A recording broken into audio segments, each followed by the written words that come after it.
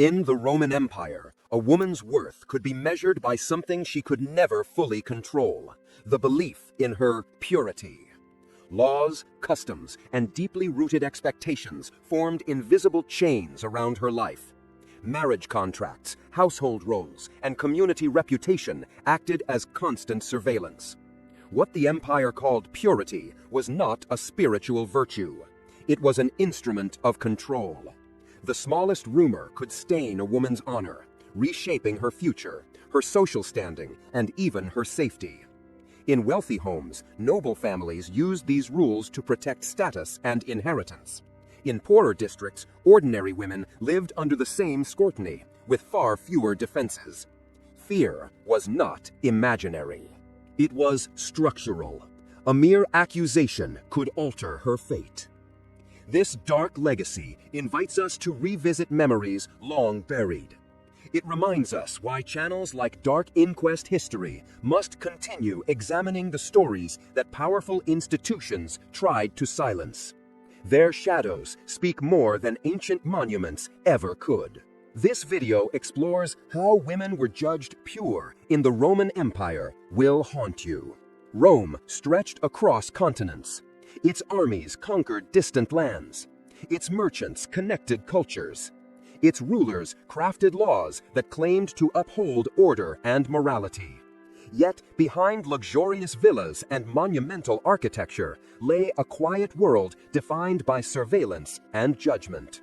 Women were not only expected to behave with modesty, they were expected to embody a moral ideal that the empire never equally demanded from men. Purity became a legal expectation, not a personal choice. Entire families depended on a woman maintaining this image. Her private life was treated as public property. Family honor was a currency in Rome. Generations built their identities around lineage. The continuation of bloodlines meant inheritance, political influence, and social recognition. Because motherhood affected inheritance rights, purity was enforced not to empower women, but to ensure that property, wealth, and lineage remained unquestioned. Marriage and childbirth were treated like business arrangements, tightly regulated and scrutinized. Women of noble birth were taught that their lives were not fully their own. They were groomed to manage households, uphold traditions, and maintain reputations that did not belong solely to them. They lived under the expectation that their purity would protect the family legacy. A whisper of impropriety could unravel alliances, challenge inheritance rights, and stain political ambitions.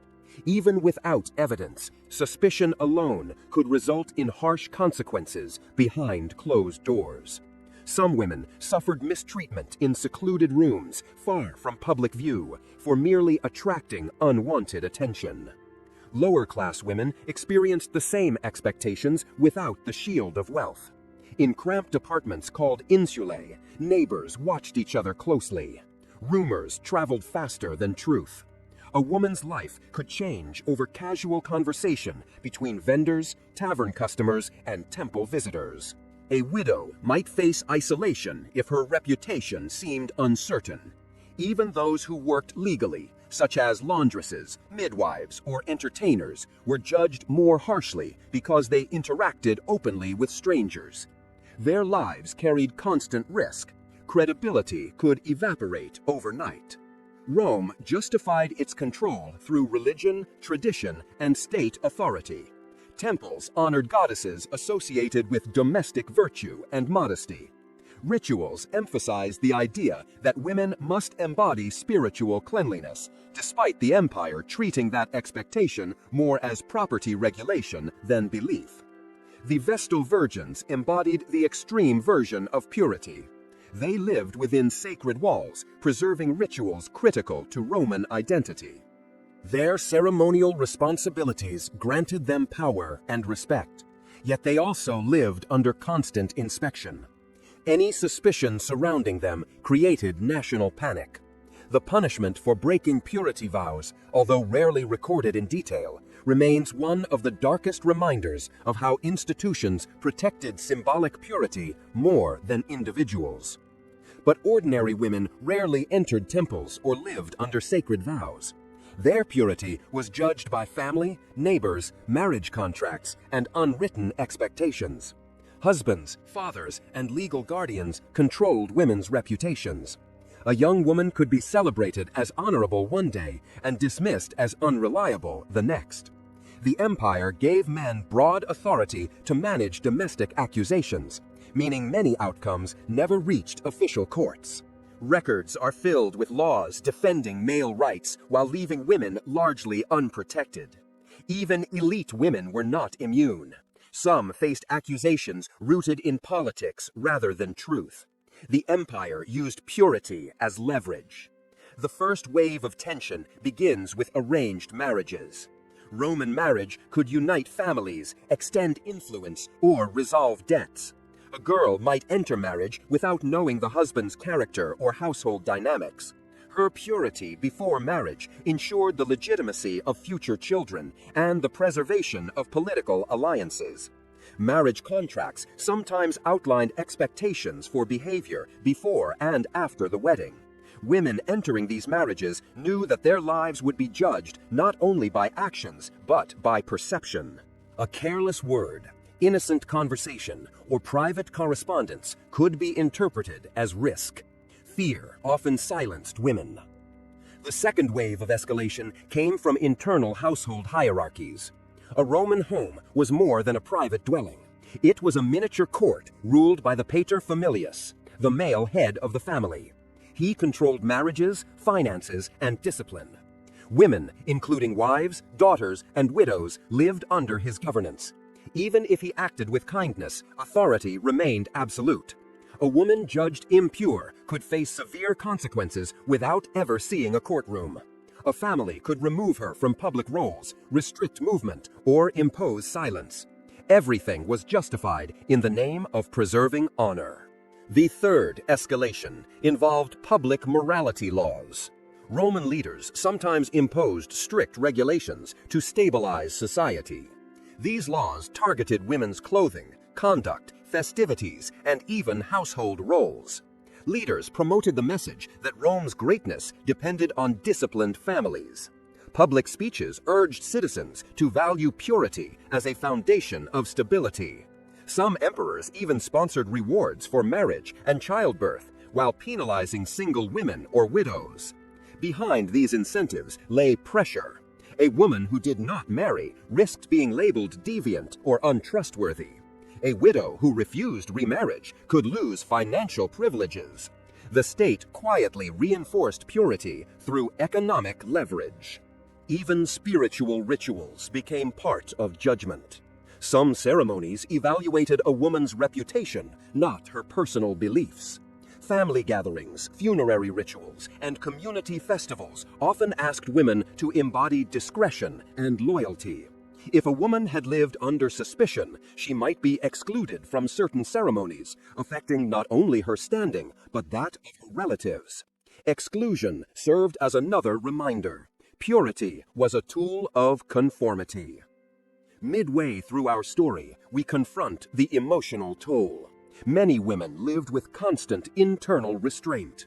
They learned to minimize attention, suppress opinions, and avoid interactions that could be misunderstood.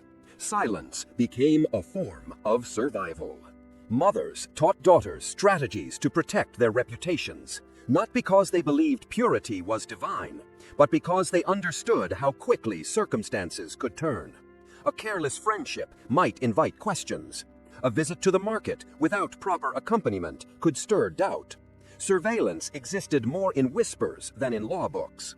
This is where our shared curiosity becomes part of a larger historical mission. Channels like Dark Inquest History help us rediscover voices that traditional narratives ignored.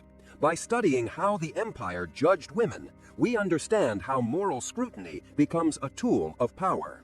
Next, tension deepens as we explore political manipulation. Roman elites sometimes weaponized purity accusations to remove rivals. A woman married to a rising politician could be targeted to weaken her husband's influence. Even baseless rumors could reshape public perception. Some aristocratic women became scapegoats for political strife. When leaders faced scandal, accusing a woman of impurity could distract public attention. The empire treated purity not only as private morality, but as political ammunition.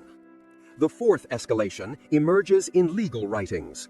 Lawyers and historians recorded cases involving inheritance disputes, marriage annulments, and accusations. Many of these cases never reveal personal details. The language remains restrained.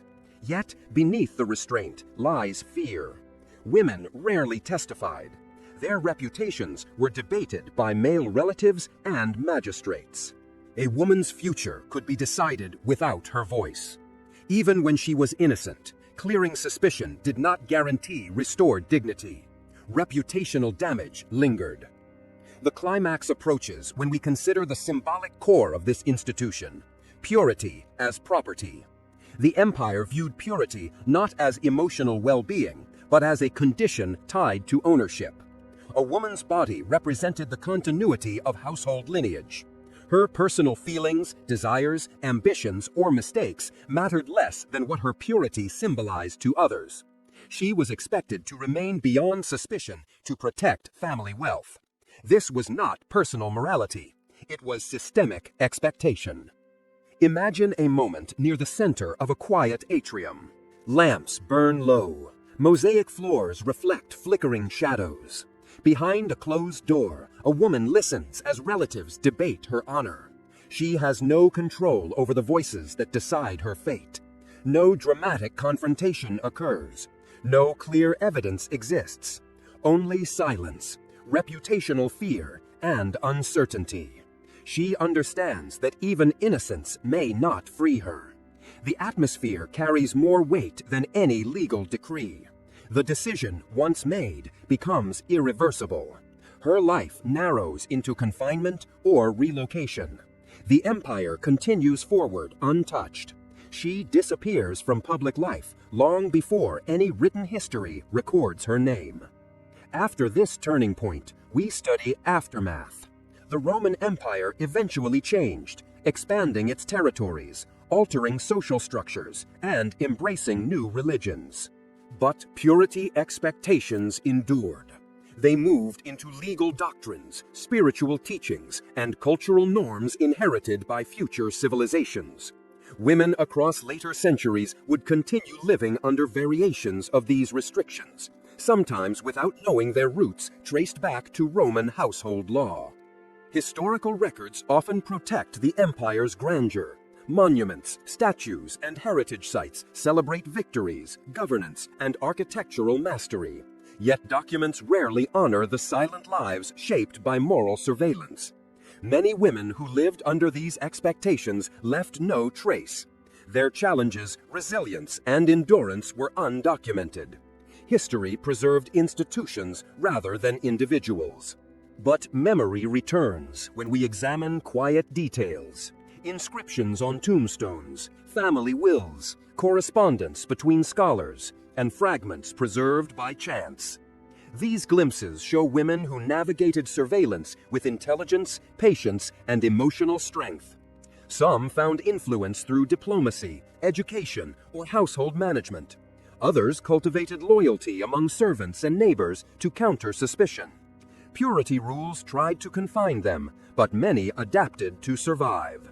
In the end, purity was never simply about virtue. It was a political instrument requiring women to uphold appearances that protected property and inheritance. It encouraged silence, discouraged autonomy, and assigned blame based on perception rather than action. The Roman world enforced purity not out of devotion, but because it strengthened family and state authority. Today, ruins and museums show the empire's power, but its greatest shadows lie in unrecorded domestic life. Women who lived under these systems endured psychological pressure that shaped generations.